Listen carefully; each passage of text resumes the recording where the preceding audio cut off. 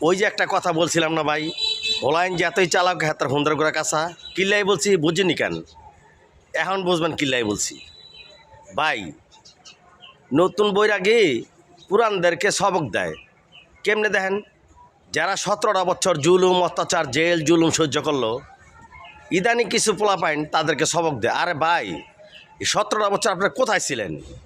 আর এই আন্দোলনে হয়তো আপনারা সামনে থাকিয়া নেতৃত্ব দিছেন, কিন্তু পিসের ব্যাকগ্রাউন্ডের পাওয়ারটা কারা দিছে?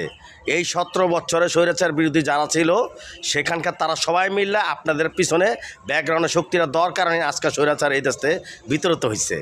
আর ভাই এখনই তো ড্রাইভার হন নাই, এলাকার একটা মেম্বারও হন নাই, আগে হয়ে দেখেন, তার বাদে বুঝে দেবে। আপনার 5 বছর মেম্বারি চলার পরে আপনার দলের লোকেরা, আপনার সমর্থনের লোকেরা কি অন্যায় করে কি অন্যায় করে না। ভাই যে ড্রাইভার সে জানে গাড়িটা চালাইতে তার কত কষ্ট লাগে। আগে ড্রাইভার শিখেন, তারপর ড্রাইভার অন হওয়ার পর যখন স্টার্টিংটা ধরে চলাইবেন না, তখন দেখবেন কি সমস্যা হয় গাড়িটা চালাইতে। আগেই ভাই খামা এসে সমালোচনা করে না, সমালোচনা বাদ দিয়া নিজে কি করবেন, নিজেরা কীভাবে ভালোভাবে দলটা চলাই নেবেন, কীভাবে দলটা ভালোভাবে চলবে সেদিকে ভাই কথা বলেন। মানুষের সমালোচনা করা ভালো না ভাই। কে ভুল করছে তারটা তার জনগণ জবাব দেবে। আপনি কি সামনে কি করবেন সেদিকে আগে বাড়েন, আমরা যেন আপনাদের পক্ষে থাকতে পারি সেই কথাগুলি বলেন। পিসের সমালোচনা করেন না ওই স্বৈরাচারের মতন।